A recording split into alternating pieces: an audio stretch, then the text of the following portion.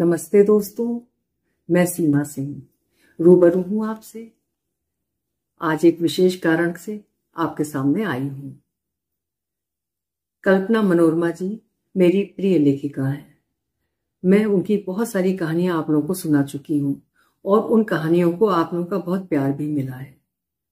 कल्पना मनोरमा जी की कहानियां देश की प्रतिष्ठित पत्र पत्रिकाओं में प्रकाशित होती रही हैं और खुशी की बात यह है उन कहानियों का संग्रह, उन कहानियों का संकलन अब पुस्तक के रूप में सामने आया है। विश्व हिंदी पुस्तक मेला चल रहा है और वहां से मैंने उनकी सद्य प्रकाशित पुस्तक एक दिन का सफर मंगाई है और ये मैं खुशी आप लोगों से बांटना चाह रही थी, इसलिए मैं आज आपसे रूबरू हुई। जिन कहानियों को मैंने विभिन्न पत्र पत्रिकाओं से पढ़कर आपको सुनाया, आज पुस्तक के रूप में सामने है। इसके लिए मैं लेखिका कल्पना मनोरमा को बहुत बहुत बधाइयां देती हूँ, अपनी तरफ से और अपनी श्रोताओं की तरफ से। वो ऐसे ही लिखती रहें, सुंदर लेखन करती रहें और हिंदी साहित्य का मान और गौरव बढ़ाती रहें। एक बार पुनः मेरे और मेरे श्रोताओं की तरफ से कल्पना मनोरमा जी को हार्दिक बधाइयां। तो आज मैं उनकी सद्य प्रकाशित पुस्तक से ही एक कहानी आपको सुनाऊंगी, बस नमक भर कुछ और। तो प्रस्तुत है कल्पना मनोरमा जी की लिखी हुई कहानी मेरी जुबानी। मैं हूं सीमा सिंह।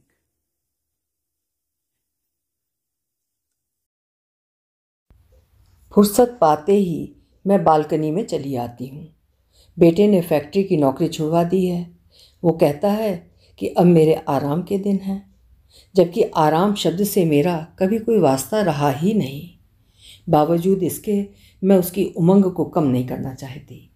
जो वो कहता है समझने का प्रयास करती हूँ। कुछ महीने पहले उसने मेरे लिए घर खरीदा है। कमी, संकोच, बेतरतीब, सकरी गलियों में बीती मेरी जिंदगी उजास की रहवासी बन गई। अम्मा, हम गरीबी रेखा के उस पार हो गए हैं। केतन ये बात कहता है कभी कभी, मगर अभिजात्यपन से भरे तौर तरीके सीखना अभी भी बाकी हैं। थेथर जिंदगी का मुखरित होना बाकी है। आज भी अपनी मनपसंद जगह बालकनी में खड़ी हूँ। कामायनी सोसाइटी के उजले दृश्य मेरी आंखों के लिए ओस से भरे भरे गुलजार लग रहे हैं। सौंदर्य के व्याकरण ने मेरे दूसर मन को भी रमा लिया, मगर पलटकर मैंने बदरंग हो चुकी अपनी चीज़ों को देखा, जिन्हें शिफ्टिंग के दौरान बालकनी में पटक दिया गया था। बेटा तभी से इन्हें फेंकने को कह रहा है, मगर वे चीज़ें नहीं हैं। केतन के पिता की यादें उनमें अपनेपन से बसी हैं। चाह कर भी फेंकने का मन नहीं बना सकी, पर ढक तो सकती हूँ। मैंने उदास चीज़ों को ढक दिया। कुछ नए गमलों को दीवार पर रख दिया ताकि 8वीं मंजिल वालों को हम अच्छे दिख सकें।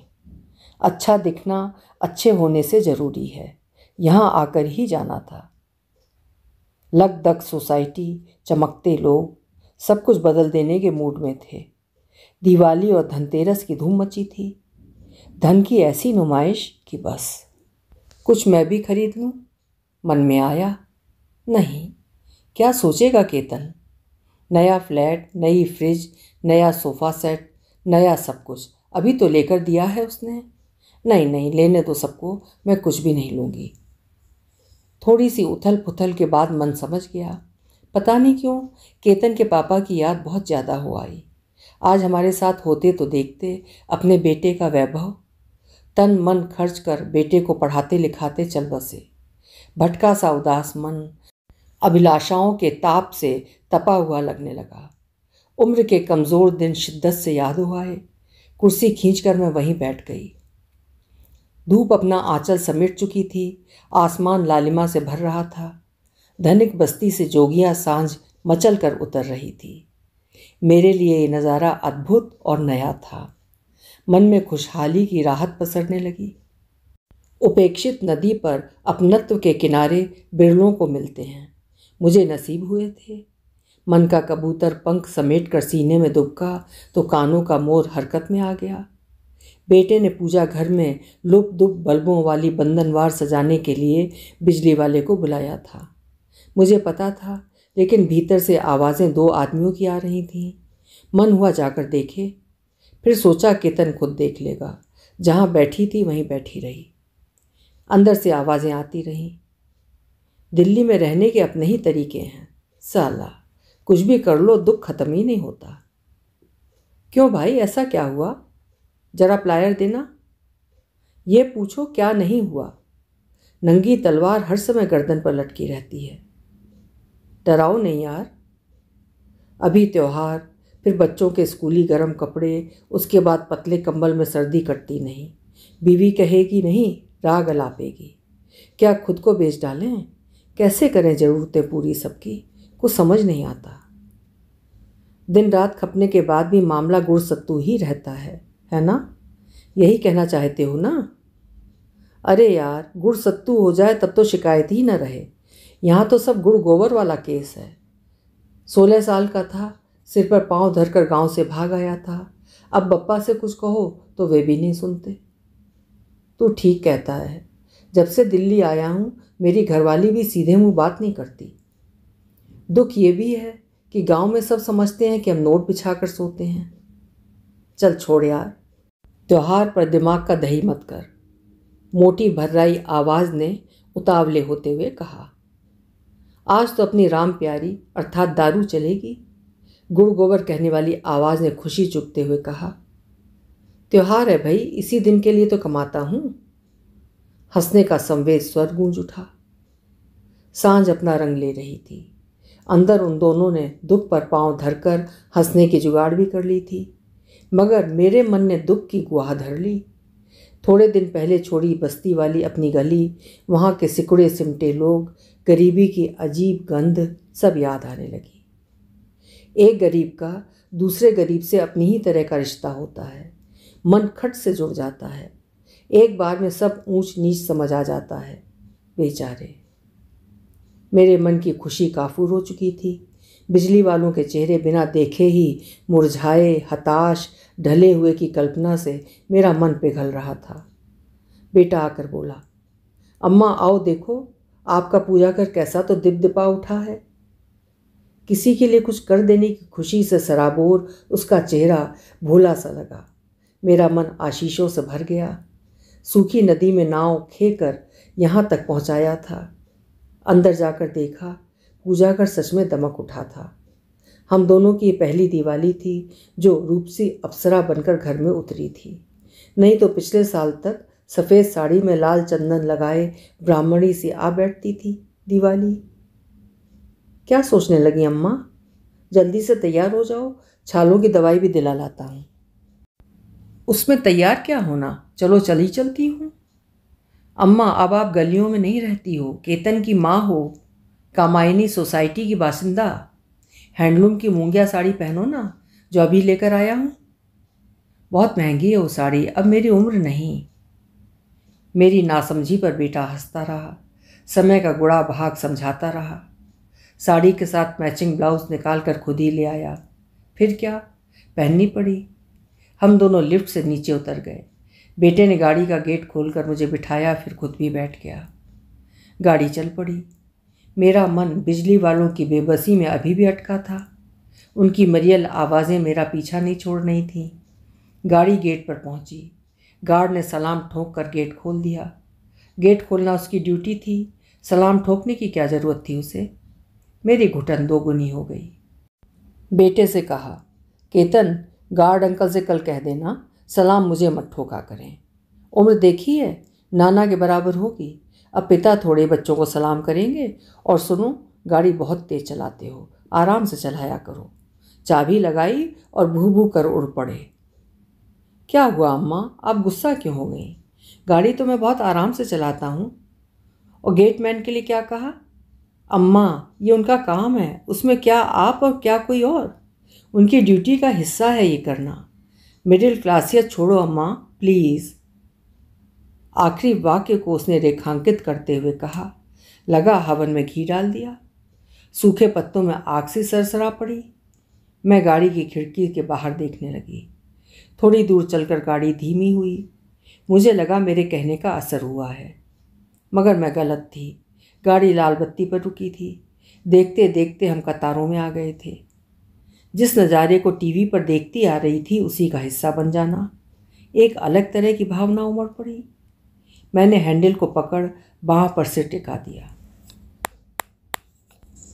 मैले कुचैले कपड़े, उलझे बाल, पपड़ाए होंठ, दुबली पतली काया लिए एक लड़की झांक रही थी। मरगिल्ला सा बच्चा उसके बगल में दबा था। वो अपना हाथ मुंह की ओर ले जा रही थी। मैं समझ गई लड़की भूखी है, कुछ खाने को मांग रही है। मैं पर्स से सिक्के वाली थैली खोजने लगी जिसे मैंने इन्हीं सब के लिए बना रखी थी। प्लीज़ अम्मा, देने मत लगना कुछ भी, केतन ने घूम कर कह दिया। मेरे हाथ ठहर गए, मन कड़वाहट से भरने लगा। मैं उसका मुंह देखने लगी। यहाँ एक नहीं हजारों भिखारी हैं, इनका ये धंधा है, किसे किसे, केतन ने कहा और सामने देखने लगा।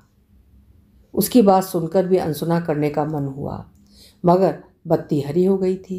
गाड़ी रफ्तार में आ गई। मन ग्लानि से भरा था, उबाल पर जा पहुंचा। हमारे बीच की खुशी छिटक गई और दूर जा बैठी। तुलसी पंछिन के पिए घटे न सरिता नीर, मेरी माँ की पसंदीदा पंक्ति। बचपन में देखा, सुना, सीखा, सब एक साथ दिमाग मथने लगा। ग्रंथ कहते हैं, मानव को मानव समझो, पराये दुख में सहभागी बनो, जितना कर सको पराया दुख कम करने की सोचो। माँ ने भी सिखाया, कर भला तो हो भला। आखिर आज का युवा क्यों इन बातों से जुड़ना नहीं चाहता? या फिर आज की संस्कृति मुझे ही समझ आ जाए? अपनी परंपराओं और जड़ों से जुड़कर ही आदमी हरा भरा रह सकता है। खाक विकसित हुए हैं हम या हो रहे हैं? इतना भी कम नहीं कमाता ये लड़का। सोच देखो इसकी, कोई किसी को दे भी क्या सकता है सिवाय चुटकी भर खुशी। जिन परंपराओं को खून देकर सींचा हो, जब अपने ही उन्हें तोड़ते हैं तो आवाज़ भले ना आए, आदमी टूट कर बिखर जाता है। मेरा मन व्यथित था। अम्मा बोलो ना, ऐसे गुस्सा मत करो। कामायनी में ये अपनी पहली धनतेरस है। आहा, क्या समय आया है। आप गुस्सा बनी रहोगी तो मुझे अच्छा नहीं लगेगा।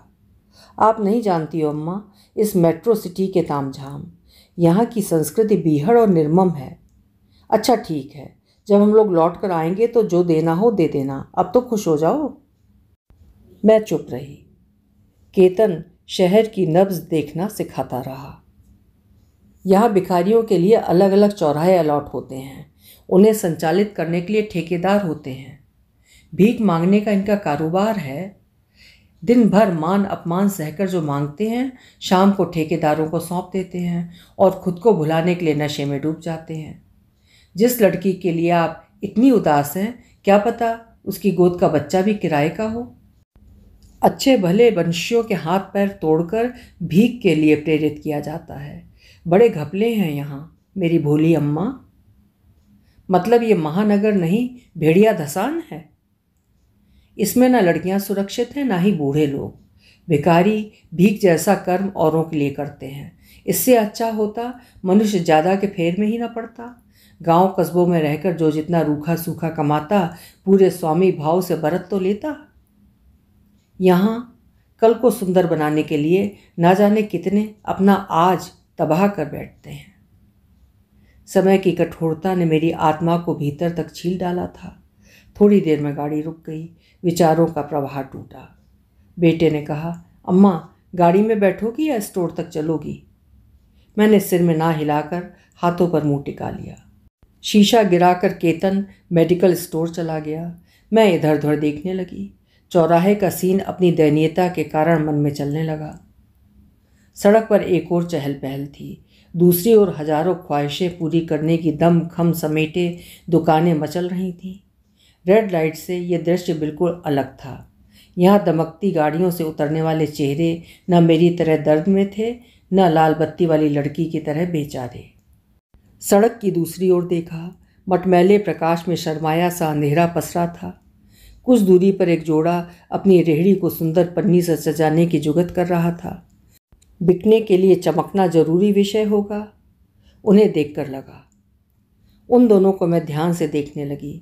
अपने को कुछ भूलने सी लगी। कुछ ही देर में रेहड़ी चमक कर तैयार हो गई।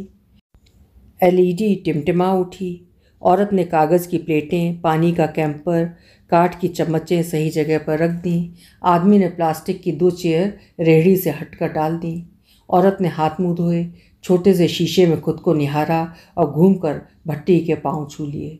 उसकी मांग में पीला सिंदूर चमक रहा था। आदमी औरत को देख कर मुस्कुराया। दाम्पत्य का सुख उनके गिर्द पसर गया। अब वे दोनों ग्राहक खोज रहे थे।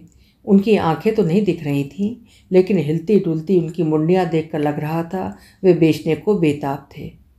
पर समय उस ओर रुका था जहाँ लगदग पसरी थी। औरत कभी कलछुल से तवे पर टुनटुन करती, कभी रेहड़ी पर सामान सहेजने लगती। आदमी आते जाते लोगों को आवाज़ देने दौड़ दौड़ पड़ता, अंगोछा हिलाता, मुस्कुराता, हाथ से आने के लिए इशारा करता। ये खेल लगभग 30 से 40 मिनट तक खेला गया। जब उनकी पुकारें थिरने लगीं, उनका उत्साह बुझने लगा। उनकी देह की ढिलाई, कदमों की शिथिलता उदासी बयां कर रही थी। ग्राहक मेगा मार्ट की रोशनी में समाते जा रहे थे। वे दोनों उधर ही ताक रहे थे। वक्त के हाथों ठगा व्यक्ति बोल नहीं पाता, बस बेआवाज से सकता है। समय ऊबने लायक बीत चुका था। मैंने अपना सिर सीट से टिका लिया। केतन अभी तक नहीं लौटा था। दवाई की दुकान पर भीड़ होगी। त्योहार की खुशी कोसों दूर जा चुकी थी। रह रहकर पीछे देखे दयनीय चेहरे, बेबसी, भूख, लाचारी, उफ, गरीबी का विभत्स निर्मम चेहरा। शाम वे 2 बिजली वाले, फिर वो लाल बत्ती वाली लड़की, और अब ये दोनों पति पत्नी। पलकें मूंदी तो मुफलिस भरे बचपन के कुछ दृश्यों में खो गई, जहाँ माँ बाबा थे, मैं थी, दीदी और माँ की गरीबी के साथ उनका दुलरुआ बेटा। सुन रही है माँ, मुझे इस बार दिवाली पर नई ड्रेस चाहिए। ये क्या कह रही है तू? हमारे घर का सबसे समझदार बच्चा तू ही है सुगंध। अब से नहीं रहूँगी समझदार। शब्द ने लूट लिया है मुझे। मेरी सिधाई का गलत फ़ायदा उठाती है तू। ना सुगंध, ऐसे ना कह। दीदिया के नीले कुर्ते से तेरे लिए कुर्ती सिली है, पहन कर देख। तेरी सहेलियों की नई नई फ्रॉकें भी फेल हो जाएंगी। माँ रियाते हुए बोली। दीदिया के लिए पीली साड़ी और मेरे लिए उसकी उतरन। बड़ी बहन के छोटे कपड़े उतरन नहीं होते सुगंध। दिवाली के बाद दीदिया की गोद भराई है, पैरहन न जोड़ें। माँ ने जब्त होते हुए कहा। उसके माथे पर सिलवटों का गुच्छा उभर आया। तू पट्टी पढ़ाने में नंबर 1 है माँ। मुझे खाना दे, चल छोड़। सबको बुला ना, गरम गरम खाना खा लें। तेरे बापू के आने में समय लगेगा।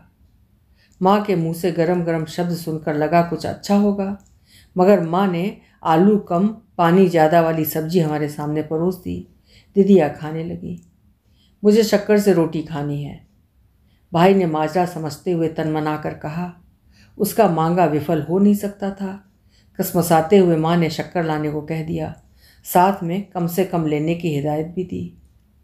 शक्कर रोटी तू भी खाया कर माँ, थोड़ी तो मोटी होगी। रोटी चुभलाते हुए मैंने कहा। हाँ हाँ मुझे पता है, महंगाई देखी है, जा रखा। माँ खाली बर्तन सी बच उठी। सांवले रंग रूप की माँ के गालों की नुकीली हड्डियाँ निरीहता की कहानी कह रही थीं। मेरा मन कचोट गया। माँ, इतना क्यों मरती रहती है तू? कभी शीशे में देख, कैसी लगने लगी है। रूपा की अम्मा कितनी सुंदर है, तू छोटी है उनसे। मरने के लिए जा भाग यहाँ से। रूपा की अम्मा पसंद है तुझे, उन्हीं के साथ रह जाकर। सूती धोती को खींचकर माँ ने अपने हड़ियल गाल ढक लिए। मैं सामान उठाकर रखने लगी। दीदी रोटी सेकने लगी। मैं वहीं बैठ गई जहाँ से हम लोग खाकर उठे थे। शक्कर के दाने कुछ ज़मीन पर गिरे थे। गीली उंगली के सहारे उठाकर माँ ने उन्हें मुंह में डाला। मुझे बहुत अजीब लगा और बुरा भी। मैं चीख पड़ी, रुक माँ, लाती हूँ शक्कर, ये मत कर। सुगंध, तू मेरा माथा खराब करती है, नहीं चाहिए शक्कर। जाकर सो जा। मेरा दुख मत बढ़ाया कर बिटिया, ये मेरे जीवन का खटराग है। माँ, कभी तो माना कर माँ। बगल में एक गाड़ी हॉर्न बजाए जा रही थी। चेतना वर्तमान में लौटी तो देखा मेरी गाड़ी का गेट खुला था, जिसे मैंने बेचैनी में खोल लिया होगा। जल्दी से गेट बंद कर दिया। बगल वाली गाड़ी निकल गई। तापमान इतना गर्म नहीं था जितना माथे पर पसीना छलक आया था। गाड़ी हटी तो देखा थोड़ी दूरी पर 4-5 श्रमिक झोला झंडा लिए खड़े थे। गरीबी और उदासी वहाँ भी विकराल रूप में दिखी। मैंने रेहड़ी की ओर देखा। रेहड़ी पर दोनों के हाव भाव में शिथिलता आने लगी थी। त्योहारी चहल पहल उन दोनों के लिए खुशी का सामान नहीं ला पा रही थी। थोड़ी देर पहले का उनका उत्साह नदारद हो चला था। सड़क की एक ओर जगमगाहट और दूसरी ओर बदहाली, अंधेरे का कहर। मन थर्रा उठा। करूं तो क्या करूं? क्या मैं ही कुछ खरीद कर बोहनी करवा दूं? लेकिन केतन फुटपाती खाना खाएगा नहीं अब, और ना मुझे खाने देगा। मैं उसकी बात ना भी मानती, किंतु मेरे मुंह में छाले हैं। मैंने थोड़ी दूरी पर खड़े श्रमिकों को फिर से देखा। ये भूखे लग रहे हैं, क्यों ना इन्हें ही कुछ खिला दूं। पर्स टटोला, कुछ पैसे केतन से छिपा कर जोड़े थे। इस ख्याल के आते ही मुझे संबल महसूस हुआ। मैं फुटपाथ पर खड़े मजदूरों की ओर चल पड़ी। आप लोग यहाँ क्यों खड़े हो? कुछ नहीं, ऐसे ही। क्या काम करते हो? पुताई का काम है हमारा, उनमें से एक बोला। लगता है आज काम मिला नहीं, मैंने कहा। सबके चेहरे लटक गए। उन्होंने बताया ठेकेदार ने काम देने का वादा किया था, पहुंचने पर मना कर दिया। किसी से झगड़ा तो कर नहीं सकते, हम तो रोज कमाने खाने वाले लोग हैं मैडम। तुम लोग भूखे होगे? किसी ने कोई जवाब नहीं दिया। मैं कुछ खिलाऊं तो खाओगे? उन लोगों ने आशा भरी मौन नज़रों से मुझे देखा। सहमति का इशारा पाकर मैंने कहा, चलो आओ मेरे साथ। पांचों श्रमिक मेरे पीछे चल पड़े। भूखे पांव भी ठोस नहीं पड़ते। मैंने पलट कर देखा, कहीं लौट तो नहीं गए सब। पांव लथेड़ते हुए वे सभी रेहड़ी की ओर चले आ रहे थे, खुश भी थे। जाकर जब देखा तो फुटपाथ का दृश्य और भी झकझोरने वाला था। कुछ सब्जी वाले जमीन पर सब्जी लिए ऊँघ रहे थे। कुछ दूरी पर झाड़ू कूचा वाले उतरे हुए चेहरे लिए बैठे थे। थोड़ी दूरी पर एक शराबी अपनी ही गंदगी में लिथड़ा पड़ा था। उस शराबी को अगर छोड़ दूं तो सबके चेहरे बुझे दिखे। मैंने रेहड़ी वाले से पूछा, क्या बना रहे हो? उसने बताया, मसाला डोसा, प्लेन डोसा, बहुत स्वाद है। एक बार खाओगी मैडम, बार बार आओगी। रेहड़ी वाले ने विज्ञापनी लहजे से कहा और मेरा मुंह ताकने लगा। उसके भीतर खुशी की एक फुलझड़ी फूटी, जिसने उसकी बीवी को भी प्रभावित किया। मुझे भी अच्छा लगा। इन सबको एक एक प्लेट डोसा खिला दो, मैंने श्रमिकों की ओर देखते हुए उससे कहा। मसाला डोसा या प्लेन डोसा? अरे भाई, मसाला डोसा, ज़रा चटपटा बनाना, सांभर और चटनी भी देना। उसकी आप चिंता न करो मैडम, अच्छा बनाऊंगा। दोनों पति पत्नी खुश होकर बनाने में जुट गए। थोड़ी देर में पाँचों के हाथों में मसाला डोसा की प्लेटें थीं। भूखों को अपना प्राप्य मिल गया। अब रात के प्रथम पहर में 7 आंखें जगमगा रही थीं। रेहड़ी वाले के बताए अनुसार मैंने उसे रुपए दे दिए।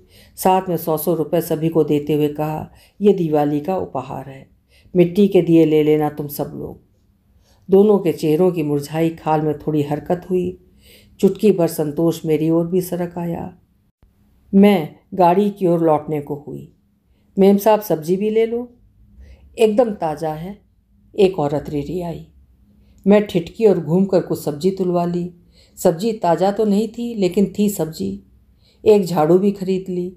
लौटकर गाड़ी में बैठी पाई थी कि केतन आता हुआ दिखा। बेटे के लिए जो नाराज़गी थी धुल चुकी थी। उसके हाथ भी सामान से भरे थे। आकर उसने पूछा, क्या खरीद लिया अम्मा? मैंने भी वही सवाल उसके आगे दोहरा दिया। तुमने क्या खरीदा है? बस ले लिया, हम दोनों ने एक दूसरे से कहा।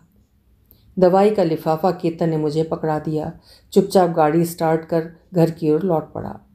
हम दोनों के बीच गुनगुनाहट होनी थी, लेकिन एक अनपहचानी ठंडक जकड़े रही हमें। मेरे होंठ में छाला टीस रहा था। बाजार पीछे छूट रहा था। बेसुध सड़कें गाड़ियों से कुचली जा रही थीं। फुटपाथ रेहड़ी वालों से भरे थे। दमकती कंदीलें कार्तिक मास के तेरस को उजाला सौंप रही थीं। फुटपाथ पर खड़े वृक्षों ने रोशनी की चादर लपेट ली थी। जर्जर मैले कुचले कपड़ों में भिखारियों की धुंधली आंखों में एक अलग तरह का चौकन्नापन आ बसा था। ज़्यादा भीड़, ज़्यादा भीख। धनतेरस की गमक में उन्हें आशा होगी आदमी के ज़्यादा दयालु होने की। त्योहार सबके लिए खुशी लेकर आता है, वे सोच रहे होंगे। लौटते हुए बच्चे वाली भिखमंगी लड़की नहीं दिखी थी। एक कराह सी उठी थी मन में। जीवन के अबूझ सन्नाटे और गाढ़े होकर बैठ गए छाती के बीचों बीच। बेटा प्रफुल्लित था, होता क्यों नहीं। अपनी कड़ी मेहनत से उसने खुशी कमाई थी। अपनी मौज में वो डुबो मुझे भी लेना चाह रहा था। मैं डूबना भी चाह रही थी, पर एक फांक थी जो टीस रही थी। मेरे अंधेरे मुखरित हो सकें, ऐसी दिवाली हो सकता है कभी आए। भीतर जो दरक चुका था, दरकना जारी था। गाड़ी सोसाइटी की ओर मुड़ गई। मेरा मन अब भी किसी अपने से आलंब की खोज में भटक रहा था। अभी आप सुन रहे थे कल्पना मनोरमा जी की लिखी हुई कहानी नमक भर कुछ और। उम्मीद है कहानी आपको पसंद आई होगी। कल फिर मिलेंगे। आपका समय शुभ हो।